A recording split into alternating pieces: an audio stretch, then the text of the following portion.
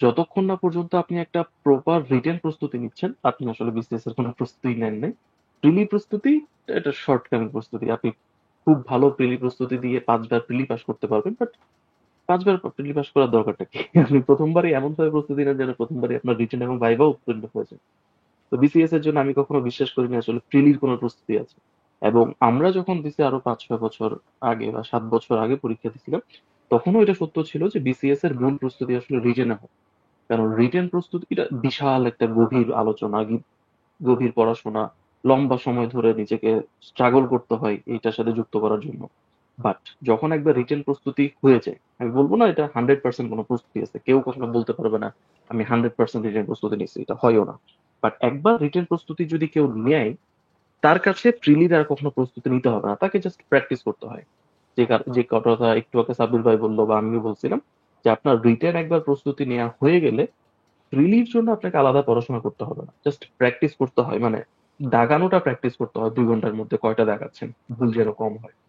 Otherwise it's same. তো যাদের number ১০০-র আশেপাশে আছে তারা তো কনফিডেন্টলি রিটেনের প্রস্তুতি নেওয়া উচিত। বাট আমার মনে হয় যাদের নাম্বার ইভেন 90 বা 85 আছে, তারা প্রথমে নিজেকে প্রশ্ন করেন আপনি প্রস্তুতি মানে বিসিএস এর জার্নিটা শুরু করছিলেন কেন শুরু করছিলেন? সিভিল সার্ভিসে যুক্ত হওয়ার জন্য, সরকারি চাকরিতে যুক্ত হওয়ার জন্য। ওটা যদি আপনার এখনো গোল থাকে, মানে আপনার যদি গোল পরিবর্তন না হয়, তাহলে আলটিমেটলি আপনাকে টুডে হোক, টুমোরো হোক বা ডে আফটার টুমোরো হোক রিটেন দিতে হবে।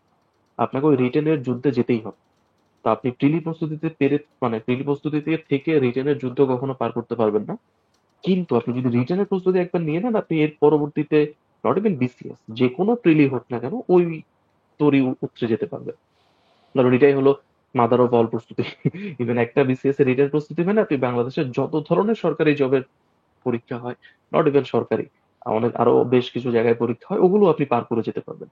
তো সেটা যদি টার্গেট হয়, আমার মনে হয় রিটেন প্রস্তুতি আপনার এখনই নিয়ে নেওয়া উচিত। আর পিএসসি যেভাবে আগাচ্ছে, যে ধরনের সিস্টেমে আগাচ্ছে, সেটা কিন্তু আমাদের চেয়ে ডিফারেন্ট। আমাদের সময় বলা হতো রিটেনে ৩ মাস সময় থাকবে, দেন আবার পরীক্ষা পিছাতো ৫ মাস ৬ মাস পাওয়া যেত। ৬ মাসে হয়তো বা রিটেনের প্রস্তুতি নেওয়া যায়, মানে সম্ভব, অসম্ভব কিছু না। ৪ মাসও নেওয়া যায়। বাট ২ মাস রিটেনের জন্য ভেরি টাফ। আমার মনে আছে আমার ১-১.৫ মাস চলে গেছিল শুধু বিগত বছরের প্রশ্নগুলো দেখতে, এগুলো কিভাবে আনসার করতে হয়। কারণ প্রিলির পড়া রিটেনের পড়ার মধ্যে আকাশ পাতাল পার্থক্য। তো ২ মাসে রিটেনের প্রস্তুতি নেওয়াটা খুবই টাফ আসলে, সত্যি কথা বলতে এটা খুবই টাফ। তাই আবারও যেটা বলতেছিলাম যে মূল মূল থিম বিসিএস এর প্রস্তুতি, বিসিএস এর প্রস্তুতি। তো আপনাকে প্রিলি রিটেন একসাথে করে সিভিল সার্ভিসের প্রস্তুতি নিতে হবে, যেটার একটা বড় অংশ রিটেনের দিকে ধাবিত। আর যার প্রথম ধাপ হলো প্রিলিটা উতরে যাওয়া। তো আমার পয়েন্ট এখনো একই একই জায়গায়, যে বিসিএস এর প্রস্তুতির সে মধ্যে কোনো প্রিলি প্রস্তুতি নেই, সেটা আসলে পুরোটাই রিটেনের প্রস্তুতি। শুধু প্রিলি পরীক্ষার আগের ১ মাস আপনাকে প্র্যাকটিস করতে হবে প্রিলি। তো যাদের নাম্বার 85, 90-র কাছাকাছি আছে, যদি আপনাদের গোল হয় civil service, not prelim of civil service, তাহলে রিটেনের প্রস্তুতি নিয়ে নেওয়া উচিত। বাট যাদের নাম্বার 50, 60, যেহেতু বা জাস্ট পরীক্ষা দেওয়ার জন্য পরীক্ষা দিছে, তারা এখনই রিটেনের প্রস্তুতিতে গেলে একটু ডুব দিতে পারেন, অনেক বড় মানে সাগরে পড়ে যেতে পারেন। তারা হয়তো বা স্লোলি আগাতে পারেন, যে প্রিলিটা একটু ভালো মতো ঝালাই করে দেন ৪-৫ মাস রিটেনের প্রস্তুতি নেওয়া।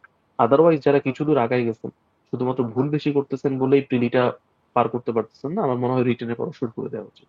এটা আমার ওপিনিয়ন।